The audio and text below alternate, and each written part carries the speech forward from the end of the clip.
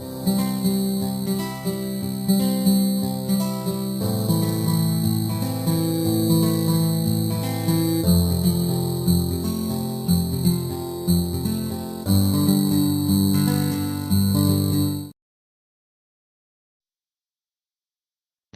Guys, third semester exam date declare ചെയ്തു കഴിഞ്ഞു. Comparatively third സെമസ്റ്ററിൽ ഏറ്റവും പ്രയാസമേറിയ സബ്ജക്റ്റാണ് കോർപ്പറേറ്റ് അക്കൗണ്ടിംഗ്. ഈ ഒരു ലാസ്റ്റ് ടൈമിൽ എങ്ങനെ കോർപ്പറേറ്റ് അക്കൗണ്ടിംഗ് പഠിച്ച് പാസ്സാവാൻ കഴിയും? എല്ലാവരുടെയും ആശങ്കയാണിത്. കോർപ്പറേറ്റ് അക്കൗണ്ടിങ്ങിൽ പൊതുവെ ഇപ്പോൾ 50% തിയറിയാണ് ചോദിച്ചു കാണുന്നത്. എങ്ങനെ തിയറി മാത്രം പഠിച്ച് നമുക്ക് എളുപ്പത്തിൽ കോർപ്പറേറ്റ് അക്കൗണ്ടിംഗ് പഠിക്കാം എന്നാണ് ഈ വീഡിയോയിൽ ഡിസ്കസ് ചെയ്യുന്നത്. ഓരോ മൊഡ്യൂളിലും ഇമ്പോർട്ടൻ്റ് ആയി പഠിക്കേണ്ട തിയറി പോർഷൻസും അതോടൊപ്പം മുൻ വർഷങ്ങളിൽ ഷോർട്ട് എസ്സേയും ചോദിച്ച ചോദ്യങ്ങളും നമുക്ക് ഡിസ്കസ് ചെയ്യാം. ഈ ഒരു വീഡിയോയിൽ പറയുന്ന കാര്യങ്ങൾ കൃത്യമായി പഠിച്ചു കഴിഞ്ഞാൽ കോർപ്പറേറ്റ് അക്കൗണ്ടിംഗ് തിയറി മാത്രം പഠിച്ച് റിട്ടൺ എക്സാമിന് 40-ലധികം മാർക്ക് സ്കോർ ചെയ്യാവുന്നതാണ്.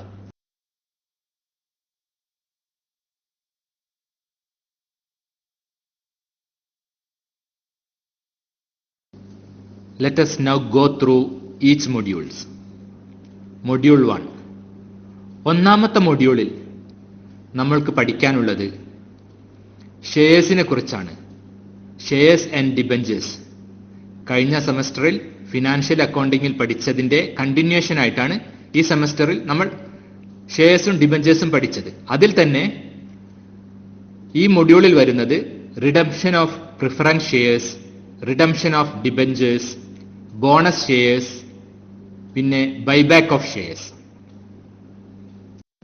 ഈ ഒരു മൊഡ്യൂളിൽ ഏറ്റവും കൂടുതലായിട്ട് ചോദിച്ചു കാണപ്പെടുന്ന കുറച്ച് ടോപ്പിക്സ് ആണ് നമ്മളിവിടെ ഡിസ്കസ് ചെയ്യുന്നത്.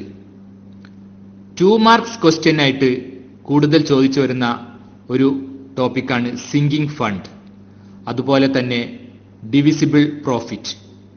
ഇതിന്റെ മീനിങ്, ഡെഫിനിഷൻ ഒക്കെ വ്യക്തമായി പഠിച്ചു വെച്ചാൽ തന്നെ ഒരു 2 മാർക്ക് ക്വസ്റ്റ്യൻ ഉറപ്പാണ്. നെക്സ്റ്റ് വരുന്നത് ബോണസ് ഷെയർസ്. ഇതൊരു ഇമ്പോർട്ടന്റ് ടോപ്പിക്കാണ്. ഈ ഒരു മൊഡ്യൂളിലെ ഏറ്റവും ഇമ്പോർട്ടന്റ് ആയിട്ടുള്ള ഒരു ടോപ്പിക്കാണ് bonus shares. Next advantages and disadvantages of bonus shares, SEBI guidelines for issue of bonus shares.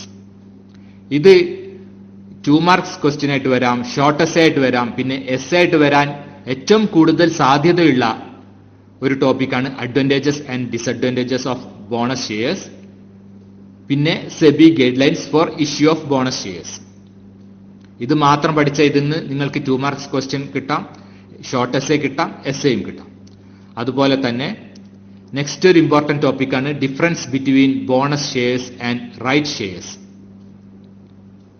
കൂടാതെ 2 മാർക്ക് ക്വസ്റ്റ്യന് നമുക്ക് എക്സ്പെക്ട് ചെയ്യാവുന്ന മറ്റ് ടോപ്പിക്സ് ആണ് stock split, then right shares. ഈ ഒരു മൊഡ്യൂളിൽ ഇമ്പോർട്ടന്റ് ആയിട്ട് വരുന്ന മറ്റൊരു ടോപ്പിക് ഉണ്ട്, അതാണ് buyback of shares. Buyback of shares മാത്രമല്ല, അതിന്റെ benefits and dangers of buyback shares.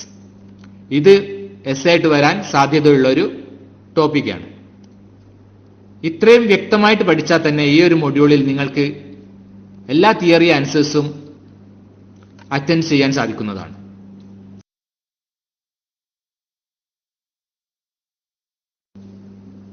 Module 2 banking companies. ഈ ഒരു മൊഡ്യൂളിലും കഴിഞ്ഞ കുറച്ച് വർഷങ്ങളായിട്ട് ചോദിച്ചു കാണപ്പെടുന്ന ഇമ്പോർട്ടന്റ് ആയിട്ടുള്ള കുറച്ച് ടോപ്പിക്സ് ഉണ്ട്. ആ ടോപ്പിക്സ് നമുക്ക് ഡിസ്കസ് ചെയ്യാം. First one, statutory reserve. അതെന്താണെന്നും അതിന്റെ മീനിങ് എന്താണെന്നും പഠിച്ചു വെക്കുക. Next, cash reserve ratio, CRR. Statutory liquidity ratio, SLR. ചിലപ്പോൾ 2 മാർക്ക് ക്വസ്റ്റ്യന് CRR, വാട്ട് ഈസ് CRR അല്ലെങ്കിൽ വാട്ട് ഈസ് SLR എന്നൊക്കെ ചോദിക്കാം. അപ്പോൾ അതിന്റെ ഫുൾ ഫോം എഴുതിയതിനു ശേഷം അതിന്റെ ഡെഫിനിഷനും മീനിങ് എഴുതാം. നെക്സ്റ്റ്, സ്ലിപ്പ് സിസ്റ്റം ചോദിക്കാറുണ്ട്. റിബേറ്റ് ഓൺ ബിൽസ് ഡിസ്കൗണ്ട്, മറ്റൊരു ഇമ്പോർട്ടന്റ് ടോപ്പിക്കാണ് ഈ മൊഡ്യൂളിലത് നോൺ പെർഫോമിംഗ് അസറ്റ് അഥവാ NPA. What is NPA? അത് കൂടുതലായിട്ട് ചോദിച്ച് കാണപ്പെടാറുണ്ട്. അതോടൊപ്പം തന്നെ സ്റ്റാൻഡേർഡ് അസറ്റ്സ് എന്താണ്, സബ് സ്റ്റാൻഡേർഡ് അസറ്റ്സ് എന്താണ് എന്നുള്ളതും ഈ ഒരു മൊഡ്യൂളിലെ ഇമ്പോർട്ടന്റ് ടോപ്പിക്സ് ആണ്.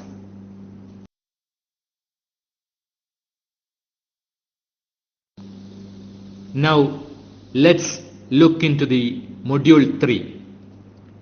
തേർഡ് മൊഡ്യൂളിൽ പ്രധാനമായിട്ടും കാണപ്പെടുന്നത് പ്രോബ്ലംസ് ആണ്. ഈ ഒരു മൊഡ്യൂളിൽ നിന്ന് 20 മാർക്സ് ക്വസ്റ്റ്യൻ ആയിട്ട് വരുന്നതും പ്രോബ്ലമാണ്. എന്നിരുന്നാലും തിയറി നമുക്ക് എക്സ്പെക്ട് ചെയ്യാവുന്നതാണ് 2 മാർക്ക് ക്വസ്റ്റ്യൻ ആയിട്ടും ഷോർട്ട് എസ്സേ ആയിട്ടും. തേർഡ് മൊഡ്യൂൾ എന്ന് പറയുന്നത് അക്കൗണ്ട്സ് ഓഫ് ലൈഫ് ഇൻഷുറൻസ്. അതിലെ മേജർ ടോപ്പിക്സ്, തിയറിയിൽ വരുന്ന മേജർ ടോപ്പിക്സ് ഏതൊക്കെയെന്ന് വെച്ചാൽ whole life policy, what is whole life policy അല്ലെങ്കിൽ ഡിഫൈൻ ഹോൾ ലൈഫ് പോളിസി എന്നൊക്കെ ചോദിക്കാം. അതോടൊപ്പം സറണ്ടർ വാല്യൂ എന്താണ്, റീ ഇൻഷുറൻസ് എന്താണ്, ഡബിൾ ഇൻഷുറൻസ് എന്താണ് എന്നൊക്കെ 2 മാർക്സ് ക്വസ്റ്റ്യന് ചോദിക്കാൻ സാധ്യതയുള്ളതാണ്. ഇതിന്റെ കൂടെ ടൈപ്സ് ഓഫ് ലൈഫ് ഇൻഷുറൻസ് അങ്ങനെ ചില പോർഷൻസ് കൂടെ ശ്രദ്ധിച്ച ഈ പോർഷൻസ് ഈ മൊഡ്യൂളിലുള്ള തിയറി പോർഷൻസ് നമുക്ക് അറ്റൻഡ് ചെയ്യാൻ സാധിക്കുന്നതാണ്. അതിന് ഫുൾ സ്കോർ ചെയ്യാനും സാധിക്കുന്നതാണ്.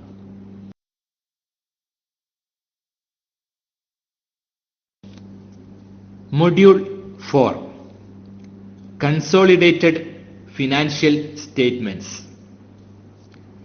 നേരത്തെ പറഞ്ഞ പോലെ തന്നെ മൊഡ്യൂൾ 3ൽ പറഞ്ഞതുപോലെ തന്നെ മൊഡ്യൂൾ 4ൽ നിന്നും നമ്മൾ എക്സ്പെക്ട് ചെയ്യേണ്ടത് പ്രോബ്ലംസ് ആണ്. കൂടുതലും പ്രോബ്ലംസ് ആണ് ഈ മൊഡ്യൂളിൽ നിന്ന് കഴിഞ്ഞ വർഷങ്ങളിലായിട്ട് ചോദിച്ചിട്ടുള്ളത്. അതേസമയം ഈ മൊഡ്യൂളിൽ നിന്ന് ശ്രദ്ധിക്കേണ്ട തിയറി പോർഷൻസ് ഏതൊക്കെയാണെന്ന് നമുക്ക് ഡിസ്കസ് ചെയ്യാം.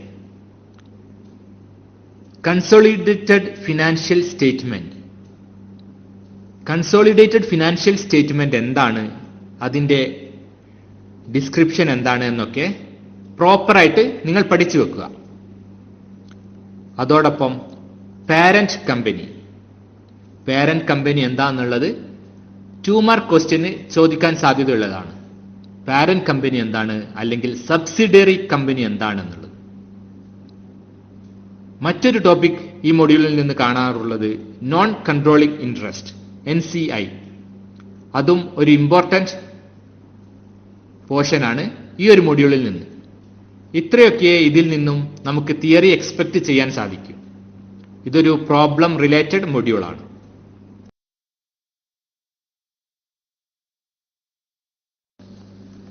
Module 5 important disclosure based accounting standards. Corporate അക്കൗണ്ടിങ്ങിലെ 5ാമത്തെയും അവസാനത്തെയും മൊഡ്യൂളാണ് important disclosure based accounting standards. ഈ ഒരു മൊഡ്യൂളിൽ നിന്നും നമ്മൾക്ക് പ്രതീക്ഷിക്കാവുന്ന കുറച്ച് തിയറി ടോപ്പിക്സ് ഉണ്ട്. അതാണ് നമ്മളിവിടെ ഡിസ്കസ് ചെയ്യുന്നത്. അതിൽ മേജറായിട്ടും ചോദിക്കുന്നത് ഡയലൂട്ടഡ് EPS. എന്താണ് ഡയലൂട്ടഡ് ഏർണിംഗ്സ് പെർ ഷെയർ? അത് പ്രോപ്പറായിട്ട് പഠിച്ചു വെച്ചാൽ ഒരു 2 മാർക്സ് ക്വസ്റ്റ്യൻ നമുക്ക് എക്സ്പെക്ട് ചെയ്യാവുന്നതാണ്. അതോടൊപ്പം തന്നെ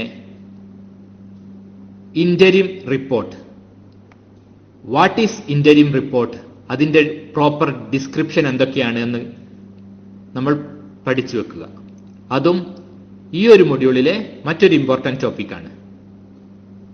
ഇനി നമ്മൾക്ക് ശ്രദ്ധിക്കേണ്ടത് objective and scope of Indian accounting standard 24, അതേപോലെ objective and scope of Indian accounting standard 108. ഈ 2 അക്കൗണ്ടിംഗ് സ്റ്റാൻഡേർഡ്സിന്റെയും ഒബ്ജക്റ്റീവും സ്കോപ്പും നമുക്ക് ഷോർട്ട് എസ്സേ ആയിട്ട് പല തവണയായിട്ട് ചോദിച്ചിട്ടുണ്ട്. അല്ലെങ്കിൽ 2 മാർക്സ് ക്വസ്റ്റ്യനും സിമ്പിളായിട്ട് ചോദിച്ചിട്ടുണ്ട്. ഇത് പഠിച്ചു വെച്ചാൽ ഈ ഒരു മൊഡ്യൂളിലെ തിയറി പോർഷൻസ് ഏകദേശം നമുക്ക് സ്കോർ ചെയ്യാൻ സാധിക്കുന്നതാണ്.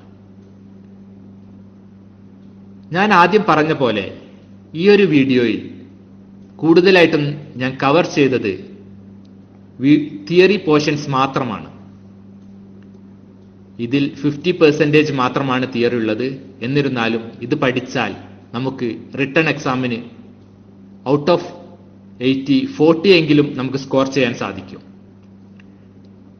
ഇനി പ്രോബ്ലംസ് ഓരോ മൊഡ്യൂളിലും വരുന്നുണ്ട്.